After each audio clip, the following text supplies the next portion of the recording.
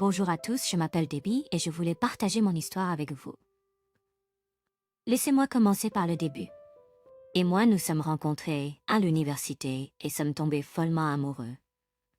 Nous étions inséparables et savions que nous voulions passer le reste de nos vies ensemble. Après quelques années, nous sommes mariés et nous avons construit un stress de couple. Les premiers jours de notre mariage étaient merveilleux. Eddie était l'incarnation d'un mari attentionné et aimant. Lorsque nous avons découvert que j'étais enceinte, notre joie n'avait pas de limite. Pendant le premier trimestre, Eddie était attentif, attentionné, prenait soin de moi.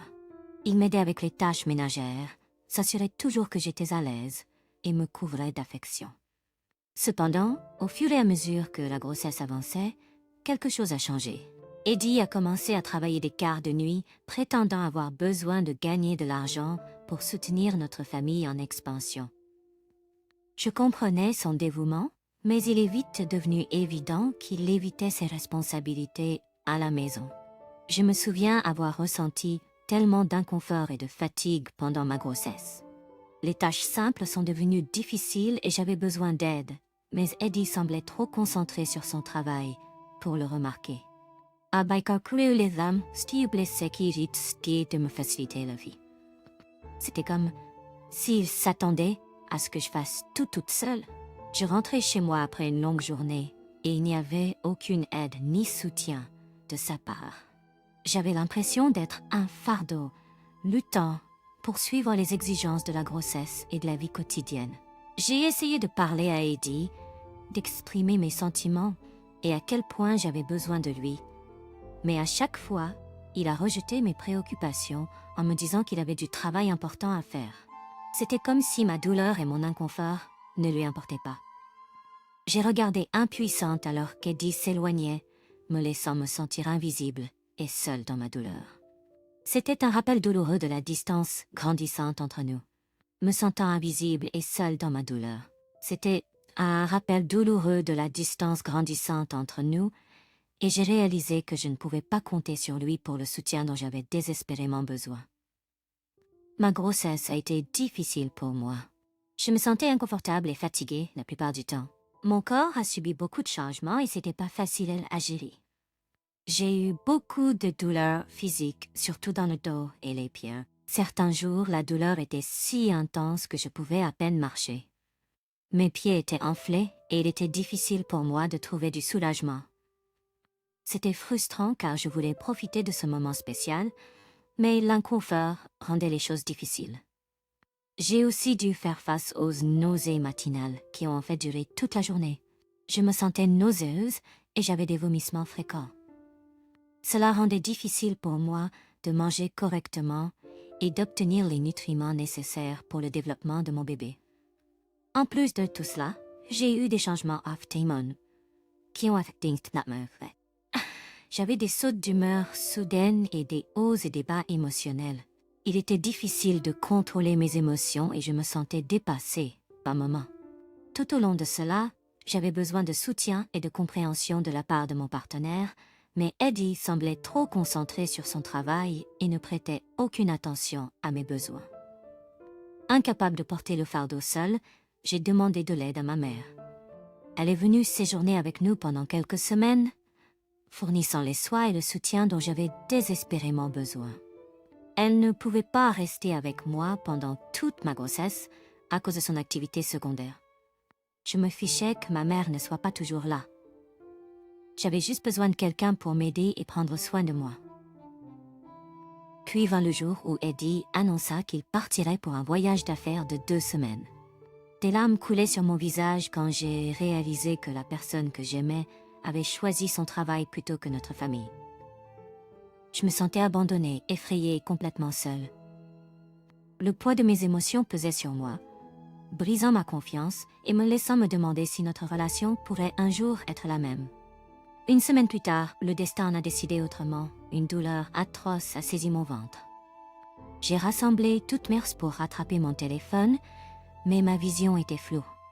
Prise de panique, j'ai appelé Eddie, désespéré qu'il rentre à la maison et m'aide à traverser la douleur. Quand Eddie a répondu à mon appel à l'aide pendant ma douleur intense en me disant de ne pas le déranger, j'ai été anéantie. C'était comme un coup de poignard dans mon cœur. J'étais déjà en proie à tant de détresse physique et émotionnelle, et son attitude méprisante me faisait me sentir invisible et insignifiante. J'avais besoin de lui plus que jamais, et son refus d'être là pour moi a brisé tout espoir qu'il me soutienne. C'était une dure réalité de réaliser que l'homme que j'aimais et sur qui je comptais semblait m'avoir abandonné en mon moment de plus grand besoin. Comment pouvait-il ignorer ma douleur et ignorer le fait que je portais son enfant?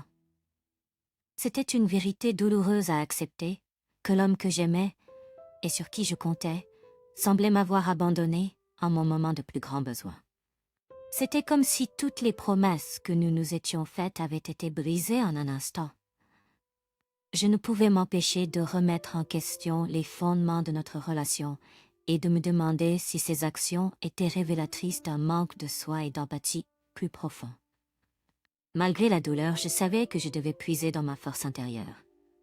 Je refusais de laisser son absence définir ma valeur ou ma capacité à être une mère aimante et compétente. En ce moment douloureux, j'ai fait un vœu silencieux de me protéger mon enfant de toute négligence future. Paniquée et au bord de l'évanouissement, j'ai réussi à appeler ma mère avant de perdre connaissance. Quand je me suis finalement réveillée, je me suis retrouvée dans l'environnement stérile de la salle d'urgence. La douleur âtre est revenue et je me sentais trempée de sueur. Ma mère m'a informé que j'étais en travail. Notre bébé est arrivé 2 semaines plus tôt.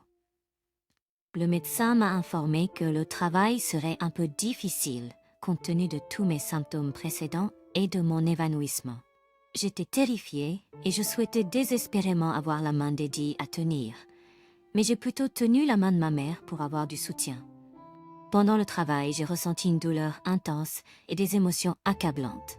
C'était comme des vagues de pression intense et de crampes qui parcouraient mon corps. La sueur coulait sur mon visage alors que je serrais les poings, essayant de faire face à chaque contraction. Les infirmières et les médecins étaient là pour me soutenir et me guider. Ils étaient là pour me soutenir et me guider à travers le processus. C'était à la fois physiquement et mentalement épuisant, mais je suis restée déterminée à mettre mon bébé au monde. À chaque poussée, c'était un mélange d'anticipation, de peur et d'excitation.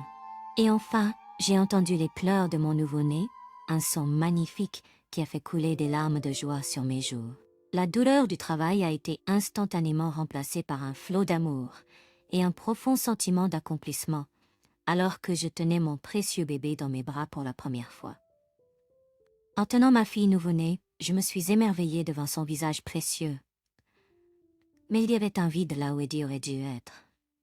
Mon cœur souffrait, réalisant qu'il n'avait même pas pris la peine de répondre aux appels de ma mère pendant le moment crucial de nos vies. Après avoir accouché, les jours qui ont suivi ont été remplis d'un mélange d'émotions et de défis. L'absence d'Eddie a continué. Ma mère est intervenue et est devenue mon roc pendant cette période. Ensemble, nous avons pris soin du bébé en lui apportant l'amour et les soins dont elle avait besoin. C'était difficile d'être une nouvelle mère, mais avoir ma mère à mes côtés a fait toute la différence. La décision de demander le divorce n'a pas été facile, mais je savais que c'était la bonne pour moi et mon enfant. J'ai rassemblé des preuves de la négligence d'Eddie en documentant son absence pendant et après ma grossesse. Il était important de protéger ma fille et de sécuriser un meilleur avenir pour nous. Enfin, 1 semaine plus tard, Eddie est revenu en entrant dans la maison avec un sentiment de droit mal placé. Ma mère était à mes côtés, prête à témoigner en tant que témoin de sa négligence. Les procédures judiciaires se sont étendues sur quelques mois. Alors que je cherchais à protéger mon enfant et à sécuriser un meilleur avenir pour nous, ce fut un voyage difficile et émotionnel. Lors des audiences, mon avocat a présenté des preuves documentées de l'abandon d'Eddie pendant et après ma grossesse. Ces preuves comprenaient des enregistrements de ses quarts de travail tardifs, son évitement des tâches ménagères et son refus d'être là pour moi lorsque j'avais le plus besoin de lui. Mon avocat a également souligné le fait qu'Eddie est parti en voyage d'affaires et a rejeté mes demandes de soutien pendant mon 8e mois de grossesse. Pour renforcer mon cœur, ma mère a fourni témoignage en témoin. Elle a décrit de première main la négligence que j'ai vécue et le fardeau qu'elle a dû porter en prenant soin de moi et du bébé. Ses paroles portaient le poids de la vérité et ont peint un tableau clair de l'absence d'Eddie. Eddie, rempli de rage et d'incrédulité, a essayé de contester les termes du divorce. Il a essayé de soutenir qu'il ne travaillait que de longues heures pour subvenir aux besoins de la famille. Il a dit qu'il n'avait jamais eu l'intention de m'abandonner ou de me causer du chagrin, mais les preuves étaient indéniables, et mon avocat a habilement argumenté qu'Eddie avait manqué à sa responsabilité en tant que mari et père. Le juge a examiné attentivement toutes les preuves et a écouté les témoignages. En fin de compte, le jugement a été en ma faveur. J'ai obtenu la garde exclusive de notre enfant, assurant sa sécurité et son bien-être. Il a également accordé à Eddie des droits de visite chaque semaine et a décidé qu'un certain montant devait être versé chaque mois pour la pension alimentaire pour enfants. La réaction d'Eddie au jugement a été choquante. Il est tombé par terre, sa colère et son incrédulité visibles pour tous.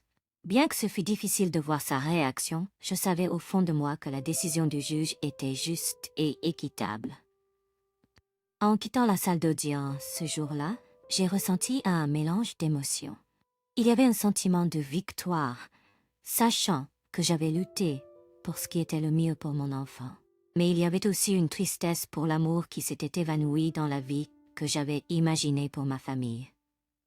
Alors, me voici partageant mon histoire avec vous tous. Je voulais vous dire que, même dans les moments les plus sombres, lorsque nous nous sentons complètement abandonnés, nous pouvons nous relever et trouver notre force. Aujourd'hui, je suis une mère célibataire farouchement protectrice de ma fille et déterminée à lui offrir une vie remplie d'amour et de soutien. À toutes les femmes qui ont vécu des luttes similaires, sachez que vous n'êtes pas seules.